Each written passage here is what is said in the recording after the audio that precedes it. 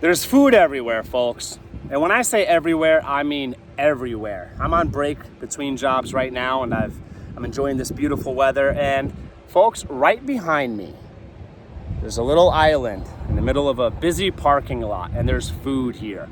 So I think I used to look at vegetation as all just grass before I really started getting more into gardening and foraging. And let me tell you, folks, there is sincerely food everywhere. Now, a lot of people talk about foraging in the woods, in rural areas, in pastures, but you can forage in suburban and urban areas as well. Now, very important tip, very important detail. I personally would not eat anything from this ground behind me, okay? Why? Exhaust fumes, toxins, cleaning chemicals that might be around. Avoid highly populated areas, especially like parking lots and things like that. However, there are enclaves of relatively untouched land, even in urban and suburban areas. Now, that could be more likely on the fringes of a city or a suburb, okay? If there's any protected lands, okay, like government managed lands, you're better off doing it there. And some more tips when it comes to foraging. So, what I did was I used my Picture This app. And by the way, I recommend that app. It's absolutely amazing, well worth the subscription price. I've learned so much from that app, and I have found lots of food from using that app. So as far as foraging in urban and suburban areas, obviously you want to pay attention to your local laws and respect everyone's property and their privacy. Same goes for rural areas as well. Follow your laws, be respectful about where you harvest and what you harvest. Everything should be washed, okay? Animals do their thing, you know what I'm saying? Birds, grazing animals, squirrels, whatever. So everything should be washed. Don't just go pulling things out and eating them unless you're comfortable after a heavy rain harvesting and eating, then that's a different story. Use your brains, folks. So in this behind me, now this is again on like in the middle of it in a small city's parking lot. There are about 4 to 5 different types of vegetation, 2 of which are edible, dandelions and clover. And they're also edible for chickens and other livestock like rabbits as well.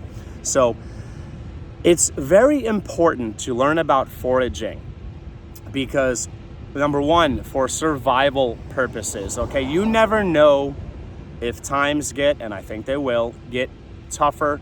You never know when you're gonna have to be more self-sufficient and resourceful and harvest some food to at least supplement your purchases, your grocery store purchases, and what you're hopefully producing on your own. So getting back to the tips. So a lot of people might be inclined to just lean on an app like the Picture This app and think that they're good to go, they're good to eat the food. I recommend at least 2 or 3 layers of protection when it comes to foraging. Number one, your own knowledge, your own brain. Learn to recognize things and be confident. If you're not sure, don't play games, especially when it comes to mushrooms and other types of vegetation and fungi. And I recommend also using an app of some sort, okay? So you have your brain, you have your app, and then also a book or a manual or something with pictures that can be very, very helpful. You run the risk versus reward, okay? If you've been gardening, if you've been foraging for a long time, you kind of develop an eye for these things, and as your education, your knowledge increases, you'll become more confident. Beginners, tread carefully. So again, at least 4 to 5 types of vegetation that I noticed quickly. I used the app for at least 2 of them, and it's all over the place, folks. Food is literally all over. God gives us everything we need everywhere we are.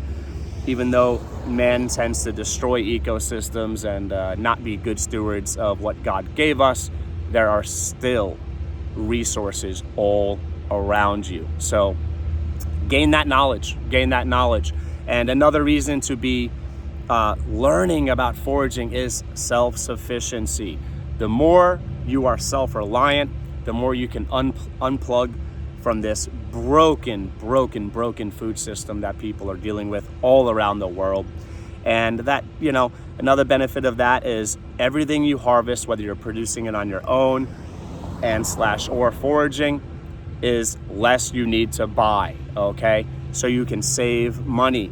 A few times a week, some dandelion greens, some clover, some purslane, some miner's lettuce, also known as claytonia, things like that, a few times a week can absolutely lower your produce bill by the end of the month or every week, folks, dramatically, okay? So save money, self-sufficiency, and emergency preparedness, AKA prepping, survival type stuff, okay? So, yeah, do you folks just see grass? I'm not sure how well you can see. I see food, I see resources, okay? I want this video to provoke some thought. If you like videos like this, boom, on the middle of my break, just random, spontaneous knowledge sharing, please subscribe and get into foraging if you're not into it already. It is absolutely a worthwhile study. Take care, everybody.